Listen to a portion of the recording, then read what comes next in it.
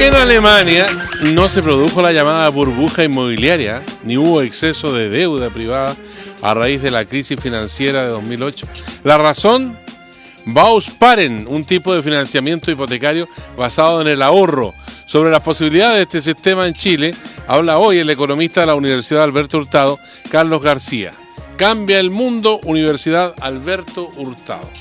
Y así, con este mensaje, estamos comenzando una nueva mañana con el primer café en cooperativa, con los invitados, con tertulios que ya están ubicados en nuestro panel de día viernes. El día viernes tiene como una satisfacción especial, ¿eh? Está con nosotros Federico Joanón, abogado, miembro del directorio del diario electrónico El Mostrador.cl. ¿Siguen esta responsabilidad? Hola, ¿sí? Sergio. Sí, por supuesto, por ¿Sí? supuesto.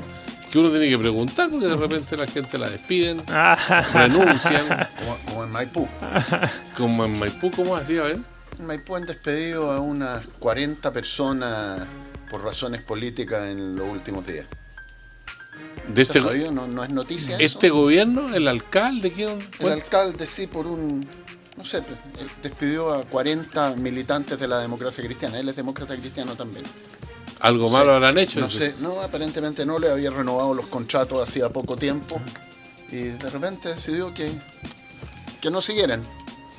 Oye, ¿podemos llamar, Camila, a Cristian Víter para preguntarle qué pasó? Porque Sería 40, bueno, sí, claro. 40 son 40, o sea, no deja 40 familias, la gente piensa que va a seguir trabajando hasta fin de año. Problema, ¿eh? Bueno, está con nosotros, el que hablaba recién era Andrés Palma, economista, académico de la Universidad de Santiago de Chile. También sigue ahí. Sigo ahí con mucho gusto, con mucha energía, muy entretenido. Una gran universidad, la Universidad de Santiago. Bueno, nos acompaña Carlos Lobos, también coordinador del Comité Político de Amplitud. ¿Qué tal, Carlos? ¿Cómo estás? Muy buenos días, Sergio. Muchas gracias por la invitación. Un saludo a todos los panelistas y a todos los auditores de tu programa, el cual considero que es uno de los programas que está aportando mucho a la contingencia nacional. Así que muchas gracias por la invitación. Bueno, Cecilia Robaretti habitualmente... Un saludo a Cecilia Robaretti, que anoche estaba con una voz de miedo, con un resfrío parece muy fuerte. Ah, sigue ronca. Ronquísima. Oye, estábamos hablando de Carlos Lobo de Amplitud. Yo estaba mirando acá, Amplitud dice que tiene el afán de unir a todos los independientes de centro y de derecha que no se sientan representados por los partidos actuales. ¿Tan malos son los partidos actuales que no los representan? A ver, Sergio, mira, la verdad que Amplitud es un movimiento que tiene 4 meses recién. Ya. Que ha sido realmente impresionante y quiero ser súper honesto y pueden dar fe de ello mucha gente que no solamente que trabaja en Amplitud, sino los nuevos adherentes, gente que llega a la sede nuestra que está al frente de la Moneda, en la Alameda, gente que jamás ha participado en política, gente que siempre le ha interesado pero que nunca habrían ingresado a partidos como la UDI o Renovación Nacional, y gente independiente, mucha gente con vocación de centro, que ha visto en Amplitud un espacio que no existía a la fecha, donde ellos, si bien están de acuerdo con las formas típicas de la derecha de defender la libertad económica, pero siempre hicieron una crítica muy fuerte en el sentido del conservadurismo que ha existido en la derecha en los temas valóricos en especial. En consecuencia, nosotros, nuestros parlamentarios y la gente que está entrando en Amplitud, es gente liberal, la definimos así estrictamente, ya que es gente que quiere poder desarrollar todos sus pensamientos, poder vivir su vida libremente, siempre sin dañar obviamente a los terceros, y por lo tanto se sienten muy cómodos en Amplitud. Ese es el referente que estamos construyendo. Oye, ¿puedo hacer una pregunta? Sí, no, pero a propósito de eso, ¿cómo ven ustedes? Porque Amplitud se creó a partir de Renovación Nacional. ¿Hay alguien de la UDI que se haya ido a Amplitud? Hay gente, no son muchos, pero hay gente de la UDI que se ha ido a Amplitud, pero yo te diría, Andrés, que la gente que más ha llegado a Amplitud no son descolgados de Renovación ni de la UDI, es gente que nunca había participado en política, profesionales, jóvenes, y eso es lo que nos tiene más contentos. Amplitud, si bien está domiciliado en la centro derecha política, es un movimiento con vocación de centro, y que nos vamos a convertir en partido político. Esperamos iniciar el proceso a finales de septiembre, principios de octubre de este año. ¿Habrá sido algo en relación a esta imagen que están proyectando de Amplitud? No sé, no tengo por qué desconfiar de lo que tú estás diciendo, pero esta semana Andrés Velasco hizo el lanzamiento de Fuerza Pública, ¿ya? Y y también anunciando que se va a transformar en partido político. ¿Tendrá que ver una disputa por buscar un espacio del liberalismo democrático este lanzamiento de Andrés Velasco? ¿Ustedes ven como competencia a Andrés Velasco de Fuerza Pública? No, sí, a ver, en realidad vemos que han surgido movimientos que son complementarios, diría yo. Fuerza Pública, si bien tiene un origen tal como ellos lo han definido, más de centro-izquierda, Evópoli, que es otro movimiento que también surgió hace más tiempo que nosotros, hace aproximadamente 1 año y medio, son todos movimientos, yo diría, que se identifican con todo el tema liberal, todo lo que significa ser liberal, ¿ya? Y por lo tanto creo que hay muchos puntos de encuentro donde nosotros como movimientos nuevos podemos aportar a la política chilena. Ahora, Federico Llorón, ¿tú lo ves como un refresco del aire político o es más de lo mismo? A mí me suena bien, ¿eh? No soy para nada, no los he seguido demasiado, hay bastante, todavía parece gallinero, alborotado, pero todos los movimientos de la derecha o que se autoasumen como derecha democrática, con un tinte liberal de verdad y no fanático, a mí me gustan, porque la democracia chilena y todas las democracias necesitan actores políticos que crean en la democracia, crean en la república y que actúen con buenas prácticas y una derecha democrática, liberal, por supuesto que va a aportar a la estabilidad de este país. Así que yo, oye, soy un fanático que surja el movimiento. Si lo que tiene que terminarse es la UDI. Por eso preguntaba yo si todas estas reminiscencias del pinochetismo duro,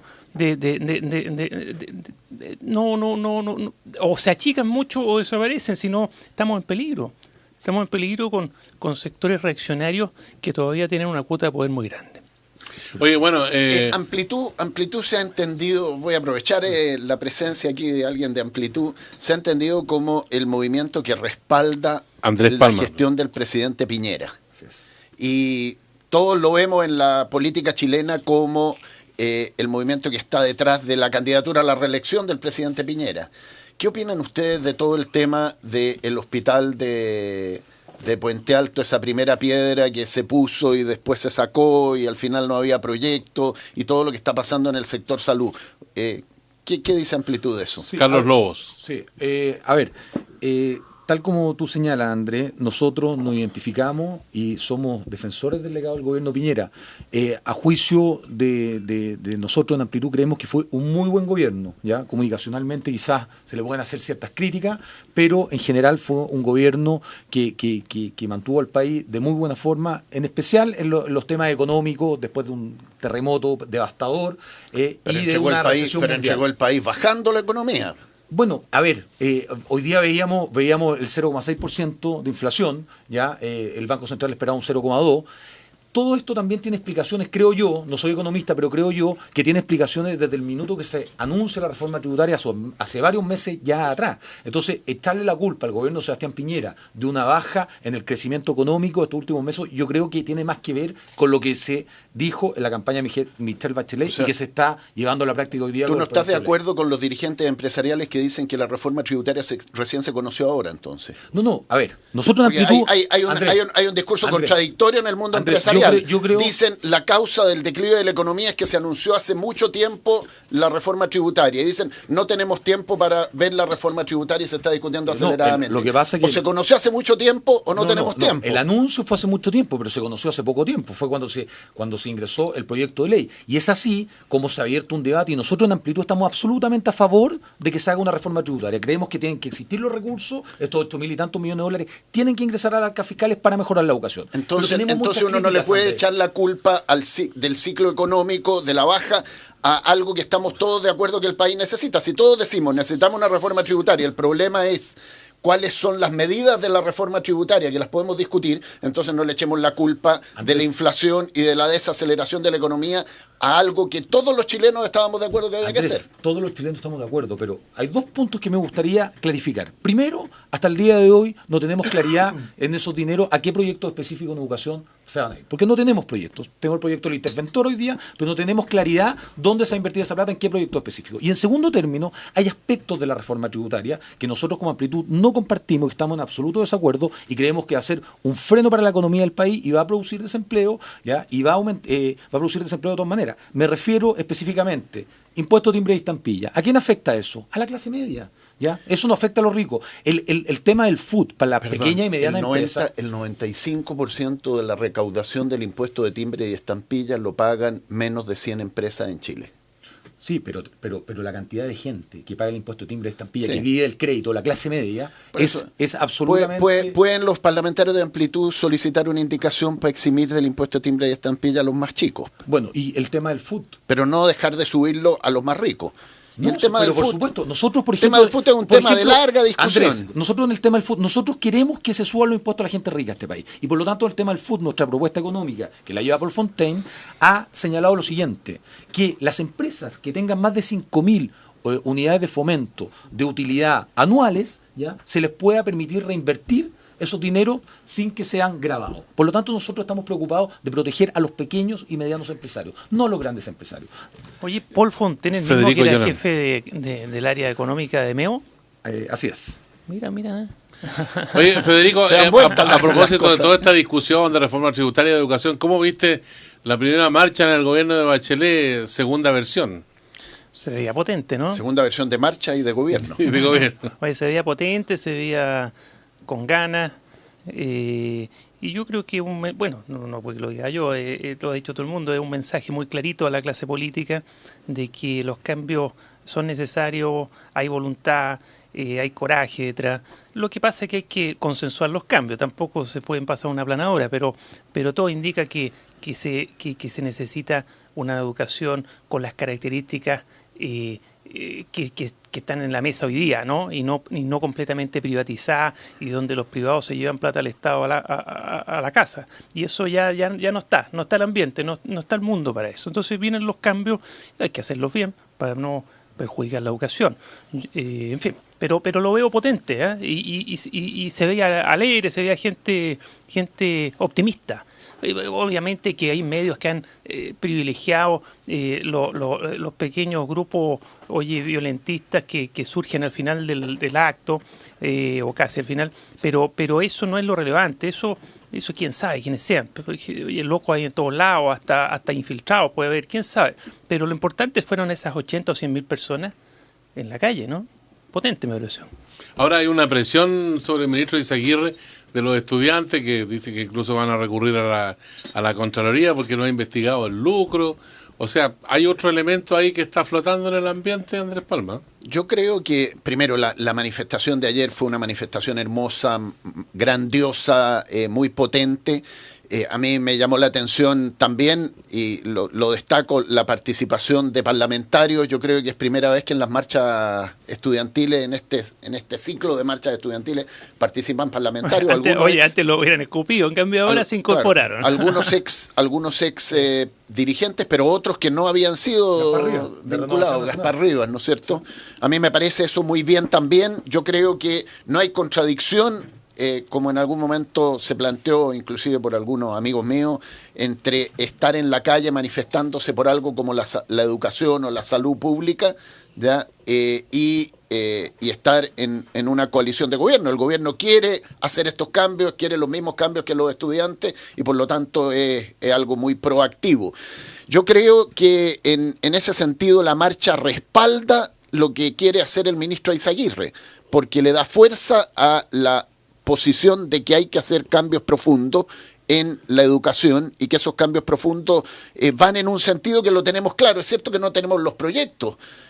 Cuando vengan los proyectos, todos vamos a tener puntos de vista discordantes con alguna parte de los proyectos. Siempre uno tiene una versión de que su visión es mejor que la de otros, ¿no es cierto?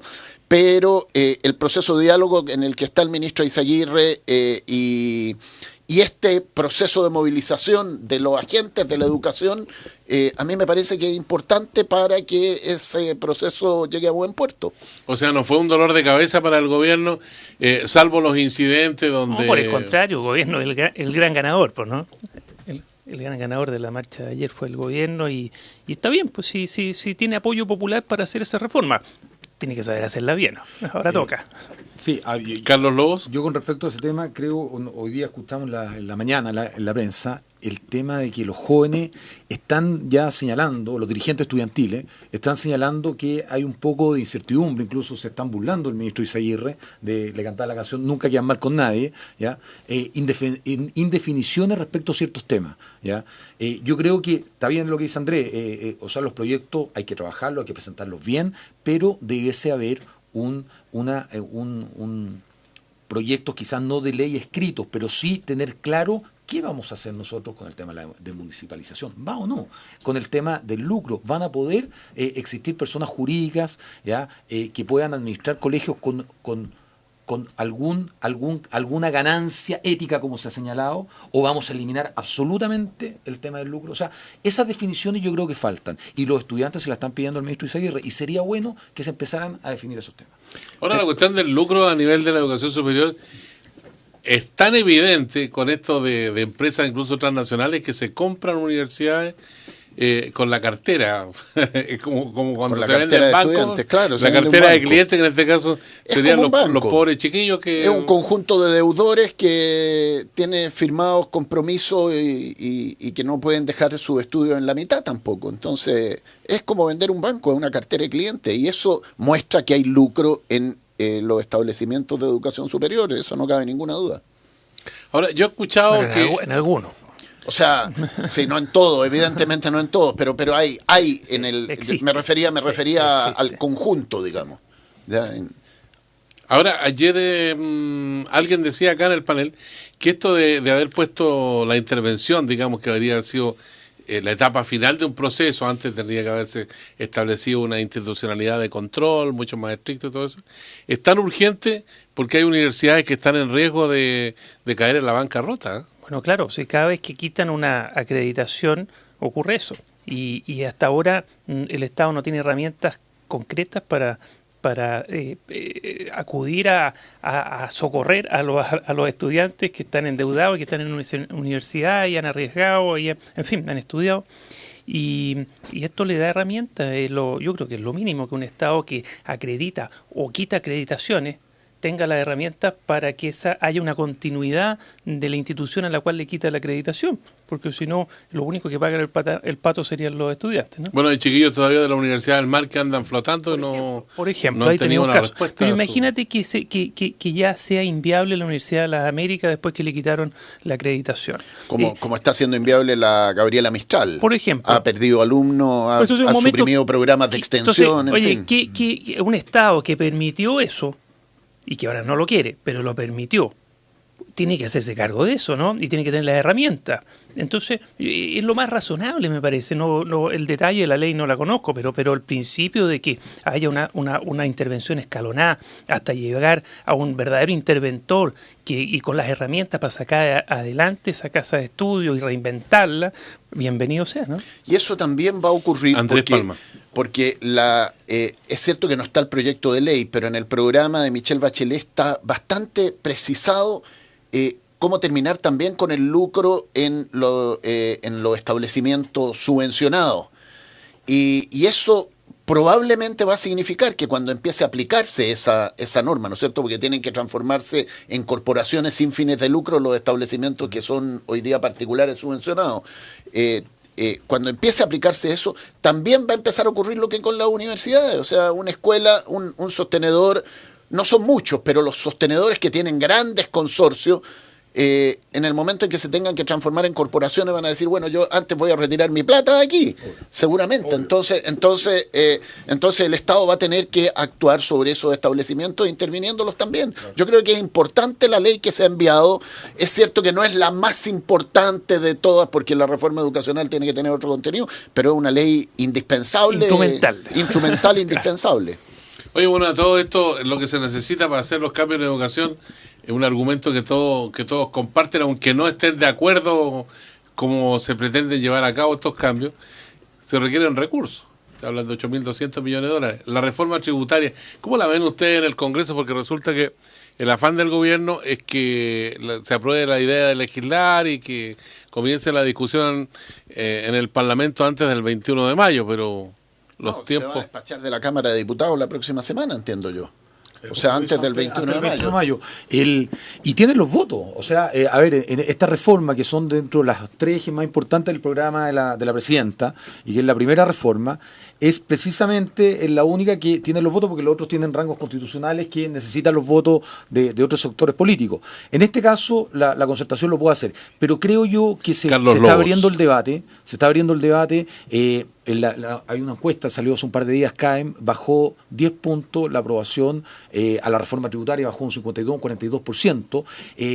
Hemos visto muchos actores opinando la reforma tributaria. Hay un señor Juan Pablo Suet, no sé si lo han visto, que es el presidente de los emprendedores, ¿ya? Quien ha hecho unos videos que han salido mucho, y que ayer me informé que estaba siendo perseguido por este tema. Él hizo una denuncia en ese sentido. Entonces yo creo que está muy encrispada la discusión. Creo que el gobierno, el ministro Arena, debiera escuchar más a todas las partes.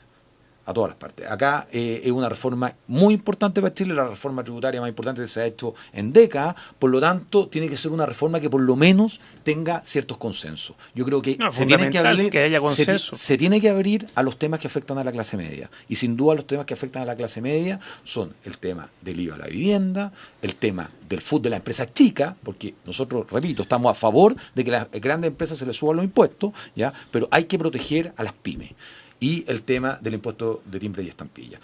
Salvando esos temas, nosotros vamos a estar a favor de votar la reforma tributaria. Pero mientras eso no ocurra, Amplitud va a estar en contra. Suena razonable lo que plantea Amplitud. Federico, yo no soy un experto, pero aclara, es decir, es una reforma necesaria, y si hay que mejorarla, pero es necesaria. En lo medular pareciera que ya hay ciertos consensos con el FUT, en fin, que es lo principal de la reforma, y en algunas cosas que son accesorias, pero que afectan a grupos, se pueden modificar, sin duda, si esto no es la Biblia, ¿no?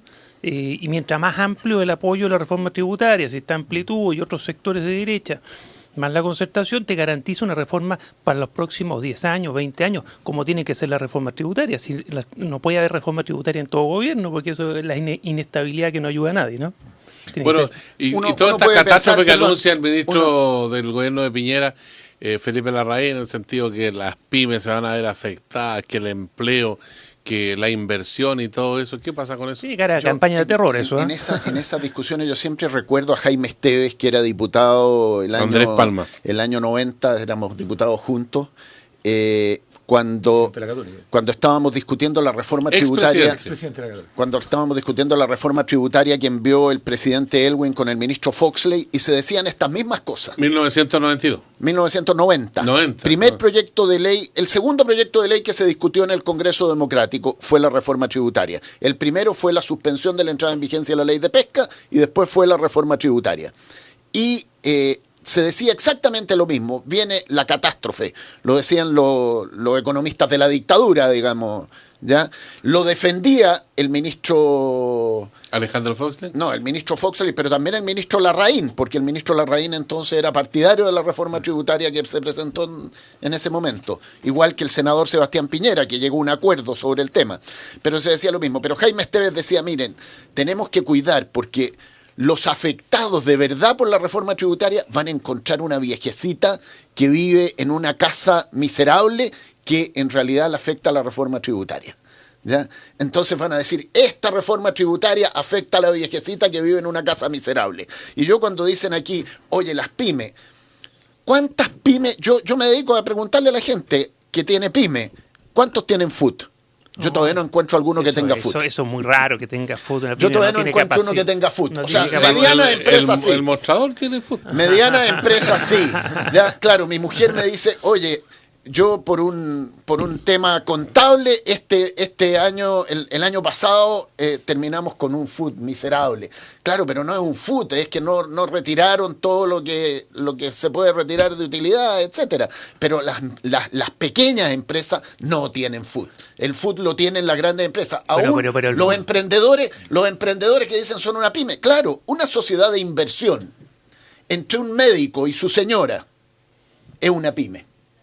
Es una microempresa, porque aquí en Chile se califica la microempresa como por el número de personas que asociadas a la microempresa o que trabajan. No, yo plantearía dentro de los ajustes, me gusta mucho una propuesta de ASEXMA, la Asociación de Exportadores de Manufactura, Roberto Fantuzzi, que está planteando por qué no calificar las empresas por sus utilidades.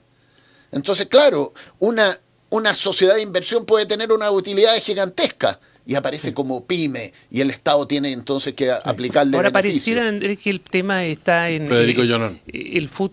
Hay acuerdo bastante amplio de que es un mecanismo que ya no corresponde y que favorece a los más poderosos, los con más dinero. Y yo creo que en eso van a haber votos y votos más que de sobra, digamos, no solo de concertación. Pero hay otros temas que hay que ajustar, si es normal que haya otros temas que haya que ajustar. Tú los mencionaste, Carlos, pero hay otros más.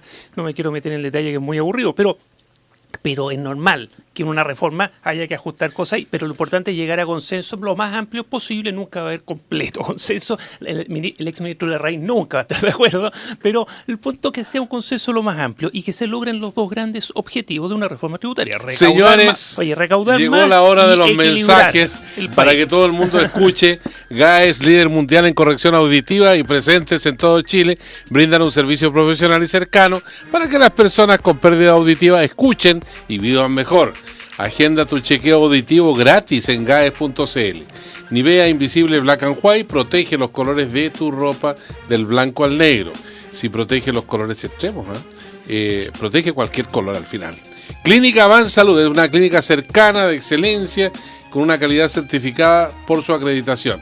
Clínica Avan Salud, su especialidad es hacerte sentir bien. Volvemos en un instante con los señores Federico Joanón, Andrés Palma y Carlos Lobo. Primer café, nueva mañana, cooperativa, la sintonía grande de Chile.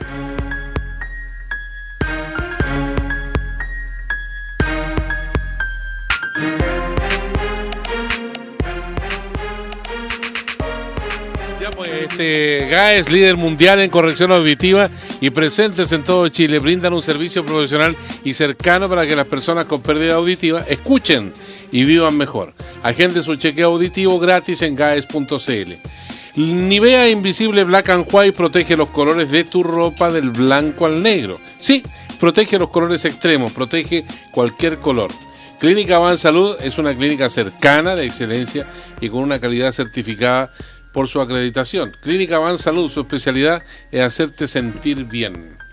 Bueno, y estamos de vuelta aquí en el primer café, una nueva mañana en cooperativa, con los señores Federico Joanón, Andrés Palma y Carlos Lobo. ¿Saben que esta mañana estuvimos en el diario Cooperativa hablando peso a peso con Roberto Sá de este programa Capital Abeja, ¿no?, que está destinado a microempresas y especialmente a las mujeres, y acá veo que en cooperativa.cl lo reprodujeron, está todas las indicaciones, porque hay aportes entre 500.000 y 3 millones de pesos, dependiendo de la antigüedad de la empresa, nivel de crecimiento, y que se puede postular. Hoy día vence precisamente el plazo de postulación.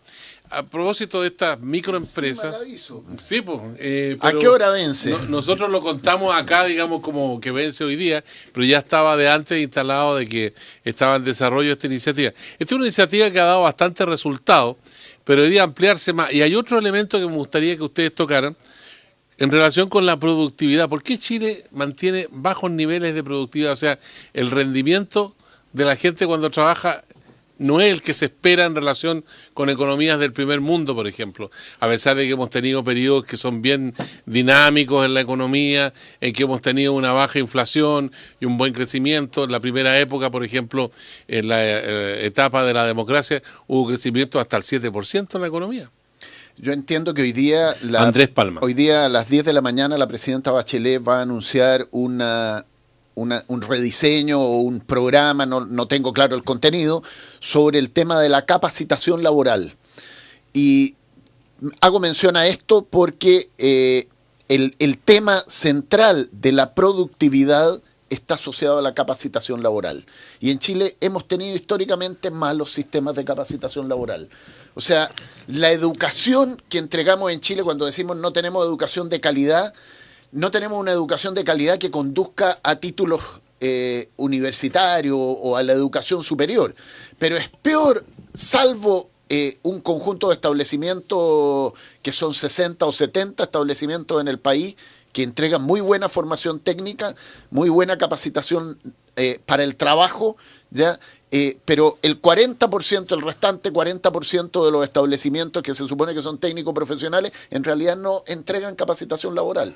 Y después, cuando la gente comienza a trabajar, no se le sigue capacitando. Entonces, ¿cómo va a aumentar la productividad si uno no sigue capacitándose? Es decir, no hay sistema que a uno lo fuercen a ir mejorando su productividad. Entonces yo diría que el gran... esto lo decía a propósito Sergio Campos, tú estabas en el lanzamiento del libro de Ricardo French Davis la semana pasada, lo tengo invitado el próximo jueves 15 a la Universidad de Santiago, lo decía Ricardo French Davis, uno de los temas cruciales para el desarrollo del país, para el mejoramiento de la productividad, que está asociada a mejores ingresos y a mejor calidad de vida, es el tema de la capacitación laboral. Y en Chile todavía no tenemos un sistema bueno al respecto. Eso y disminuir la desigualdad, son como los dos grandes pilares, ¿no?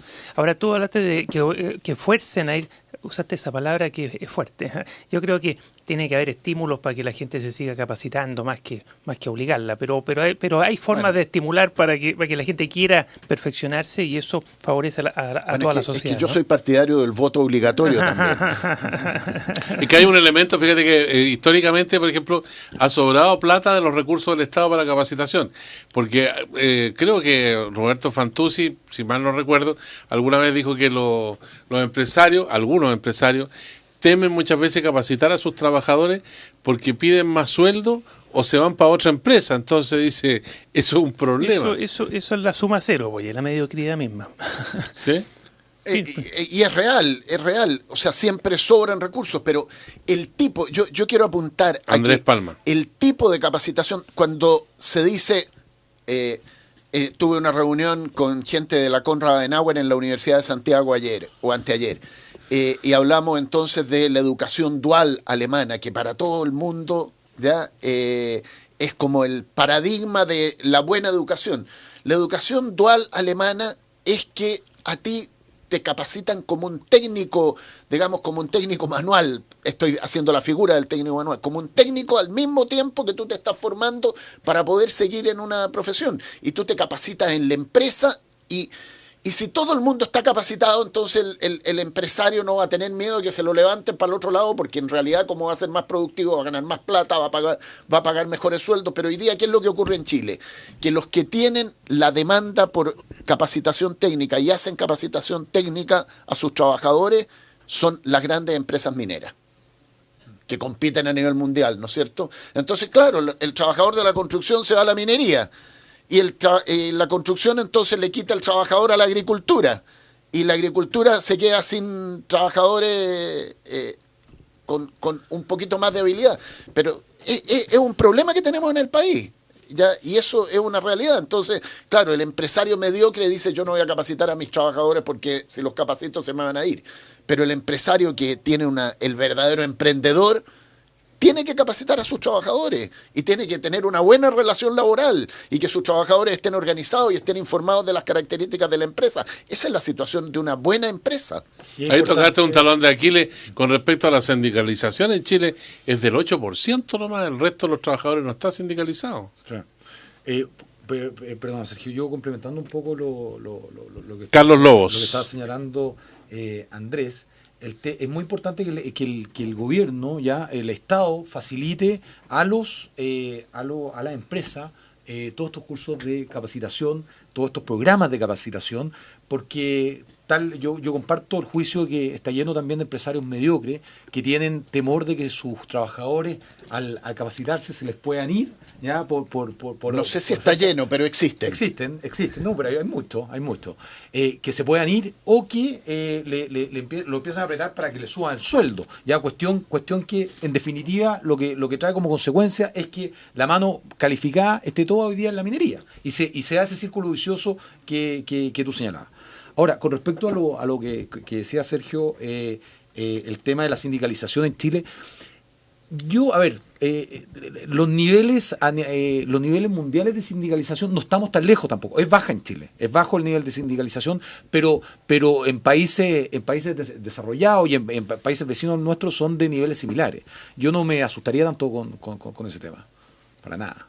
Ahora, ¿por qué existe el temor a...? Pues yo, por ejemplo, siempre pongo el caso de la radio cooperativa. La sindicalización es baja en Chile, también porque hay prácticas antisindicales muy extendidas a nivel de las empresas, no diría yo de la gran empresa, porque la gran empresa siempre está muy vigilada. Bueno, pero también ha habido denuncias de prácticas antisindicales en Jumbo y en Cencosud, ¿no es cierto?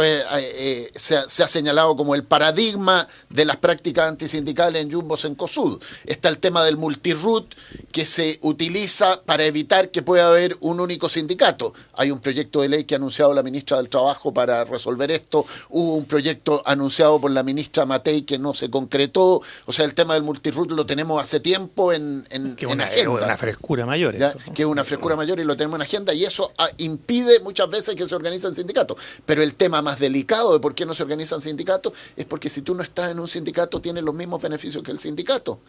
O sea, y la empresa inclusive te puede dar más beneficios. Es como el voto voluntario. Claro, te puede dar más beneficios si tú no estás en el sindicato que si estás en el sindicato, porque tú puedes negociar sin ser parte del sindicato. Entonces, eso es una situación muy absurda. Muy absurda. Si queremos parecernos a Alemania, voy a volver con Alemania. Alemania, cuando tenía el producto por habitante que tiene Chile hoy día, tenía sindicatos por rama y la negociación era por rama a nivel nacional en Alemania. Hasta el día de hoy es así. Y Alemania no vamos a decir que es un país que no ha crecido, que no tiene alta productividad y que... Sí, pero hay que estudiarlo Federico, porque no necesariamente la receta de los alemanes, que son tan ordenaditos y tan trabajadores... Yo lo señalo porque siempre se dice, no, es que esta idea traería el caos, ¿no es cierto? Algunas cosas funcionan en una parte, otras en otra, es cierto. Hay que adaptarlas. Pero como la educación en Finlandia, que se ha señalado tanto. No hay que decir... pero yo rescato lo que tú dices de que la sindicalización el mundo sindicalizado cumple un rol muy importante en lucha por los derechos de los trabajadores. Y no puede la política estatal, a través de sus leyes, desincentivarlo, ¿no? En el sentido de que el que no está sindicalizado tenga tantas o más ventajas posibilidades, a lo menos que el sindicalizado. Eso no suena bien, ¿cierto? Eso hay que hacer los ajustes. Pero por otro lado, el mundo de la sindicalización también requiere una reingeniería. Hoy día la CUT, de verdad, la nueva presidenta de la CUT le ha cambiado un poco la cara, ¿no? Ha sido aire fresco, pero hasta hace poco tiempo, hasta que asumiera Bárbara Figueroa, estaba completamente capturada la CUT por unos grupos de poder, que lo único que hacían era luchar por sí mismos. Esa es la impresión que daba y lo que uno entiende que ocurría. Hoy día hay un aire fresco, enhorabuena. Pero ahí el mundo sindical también requiere democracia interna. Son como los partidos políticos, requieren y cumplen un rol, pero tienen que haber estímulos legales y sociales para que funcione, porque si no es un sindicalismo muerto, ¿no? Sí, mira, yo quiero complementar un poco lo que se ha señalado con el tema de la Carlos Lobos. Con lo que pasó cuando llegó el gobierno de la presidenta Bachelet con los despidos. Efectivamente, cuando llegó el gobierno del presidente Piñera hubo despidos, ¿ya? Hubo despidos como todo gobierno. Y quiero... A propósito del tema de la sindicalización, no es lo mismo, pero muy similar. Todos los ministerios, los servicios públicos tienen asociaciones, asociaciones a las que pertenecen sus funcionarios, tienen sus dirigentes, y el presidente, de todos sabemos, de la ANEF, de la Asociación Nacional de Empleados Fiscales, es Raúl de la Puente. A mí me tocó, yo participé los 4 años en el gobierno, me tocó ver cómo Raúl de la Puente defendía cada uno de los despidos y a las personas que se le había despedido, y con un afán muy, muy noble, digo yo, porque es su vega en el fondo.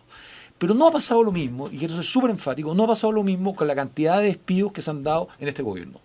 Y ese tema de que esté tan politizado la ANEF en este caso, juega en contra de los trabajadores, porque hay muchos trabajadores que entraron en el gobierno de Sebastián Piñera a trabajar en la administración pública que no necesariamente son de la alianza. Yo fui subsecretario de Cultura, nosotros contratamos gente de todos los sectores políticos, gente que trabajó en la campaña de MEO, gente militantes demócratas cristianos. A Paul Fontaine.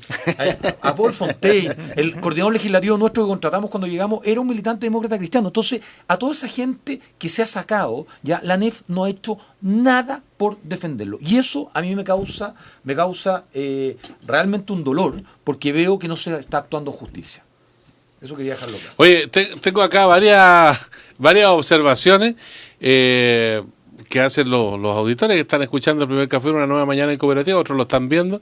Dice, en relación a los despidos políticos en la Municipalidad de Maipú, se puede señalar que está al comienzo de la gestión del alcalde y como primera razón de estos despidos está el tema KDM. Y la segunda razón dice relación con la disputa interna donde los trabajadores pagan sus lealtades con el pan de cada día. Después dice, pregunta al representante de la ADC en el panel, ¿por qué la directiva de la democracia cristiana no acogió la solicitud de expulsión del militante Vítore? No sé, pero eso hay que preguntarle a la directiva de la democracia cristiana si hay una solicitud de expulsión. Entiendo que hay quienes han solicitado eso. Bueno, sí. ¿Pero tú no eres del Consejo Nacional? No, yo soy solo un simple militante que todavía, hasta hace poco tiempo, yo estaba al día en mis cuotas, ahora no estoy al día en mis cuotas. Oye, hay otra observación que dice, escuché que la marcha de los estudiantes es un apoyo al gobierno. Estamos igual que en Cuba, Venezuela, China, donde se llama a marchar frente a la Casa de Gobierno para demostrar el poder del pueblo, dice Norris Juan. No sé si será su nombre o el seudónimo. Estamos igual que allá, ¿no? Yo creo que un no, poco porque lo que ocurre, ¿no? La gran diferencia es quien convoca. Aquí convocaron los grupos de estudiantes organizados y que no en todo coinciden con el gobierno. Estamos hablando de que el impulso, la fuerza, la presión ayuda a que el gobierno pueda impulsar las transformaciones, pero en ningún caso es una marcha convocada por el gobierno, ni por su gente, ¿no? Y de hecho hay gente que son opositores al gobierno que estaban convocando, ¿no? No, y los dirigentes estudiantiles criticaron al gobierno, pero estratégicamente, desde el punto de vista estratégicamente, eso ayuda a la tarea del gobierno, eso es lo que dijimos, así que... Señores del primer café, ¿por qué no hablan de cómo cambiar el Transantiago? Ya que la nueva mayoría y la alianza, en ninguno de los dos gobiernos, el primero de Bachelet ni el de Piñera, lo han hecho. Esos son los problemas que queremos solucionar. Espero respuestas. La palabra es de ustedes, dice Sergio Apaleo Moreno.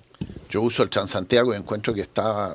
O sea, al principio era un problema, hoy día es que Transantiago en la zona... En la zona más céntrica y a partir al revés. Funciona razonablemente bien, incluso bastante bien en algunos lugares, pero en la zona más... Hay varias zonas periféricas que aún no, por lo que uno ha escuchado. Entonces, pero es que Transantiago es un temazo. Bueno, yo creo que ya, oye, la clase política renunció a tratar de seguirlo mejorando. Le metió un chorro de plata, lo mejoró con un chorro de plata en parte importante, pero yo creo que ya quedó como quedó, ¿no? ¿O no? No, yo creo que se ha mejorado. Es lo que hay, dices tú. Pareciera, ¿o no? A la chilena, ¿no? A ver, Carlos Lobo. Yo creo que se ha ido mejorando, se han tomado hartas medidas, se ha ido mejorando. Pero a un costo inusitado, si esa cantidad de plata se hubiera ocupado al comienzo por hacerlo bien, tendríamos un sistema a la alemana, como le gustaría a Andrés. O sea, claro, el sistema partió mal y en los últimos años se han ido enmendando el rumbo en el sentido de que Transantiago ha ido mejorando.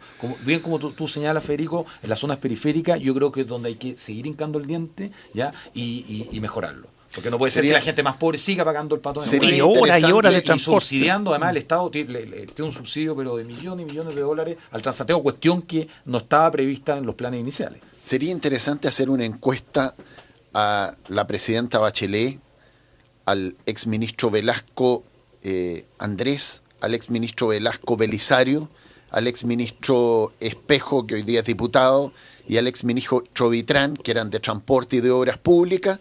¿Qué dijo cada uno cuando había que echar a andar el Transantiago? Porque aquí se dice que fue uno el que dijo, no, porque esto puede ser, no, el otro dijo esto otro, pero evidentemente se tomó una decisión, como dijo la presidenta después, ¿no?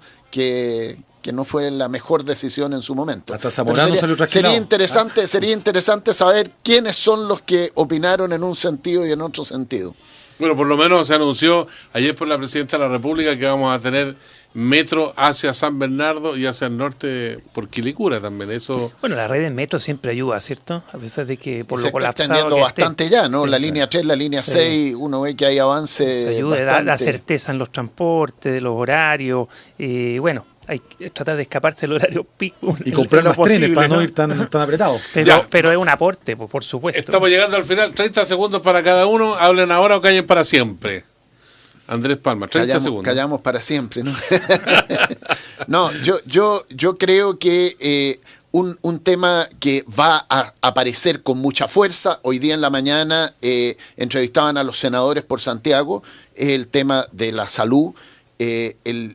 Aparentemente hay un deterioro en la infraestructura o en la planificación de la infraestructura hospitalaria. ¿Ya? Yo escuchaba senadores que eran partidarios del presidente Piñera y senadores que hoy día son oposición y senadores que hoy día son partidarios de la presidenta Bachelet y que eran oposición y coincidían en que hay un problema grave de planificación en el tema de infraestructura. Ya, se terminaron los 30 segundos, Andrés Palma. Se terminaron, yo creo que ese tema viene. Carlos Lobo. Bueno, muchas gracias por la invitación y para cerrar solamente quería decir que en Amplitud nosotros vamos a apoyar todas los proyectos que consideremos que el gobierno son buenos para nuestro país, pero nos vamos a oponer tenazmente a aquellos que creemos que no son buenos. Así como el voto chileno del extranjero lo apoyamos, con los votos de Amplitud se pudo sacar el voto chileno del extranjero, cuestión que creíamos por principio que tenía que ser, tal como está formulado hoy día la reforma tributaria, creo que hay que hacerle mejoras para proteger a las pymes y a la clase media. Federico Llorón. Callo para siempre. ¿Sí? Oye, nos dice Leo Arenas que el Capital Abeja en realidad se abrió hoy día y vence el 27 de mayo. Así que gracias Leo, te vamos a invitar al café un día. Oye, gracias a ustedes, Federico Llorón, Andrés Palma, Carlos Lobos, por estar aquí. Que tengan un excelente fin de semana y no va a llover en Santiago, así que guarden el paraguas.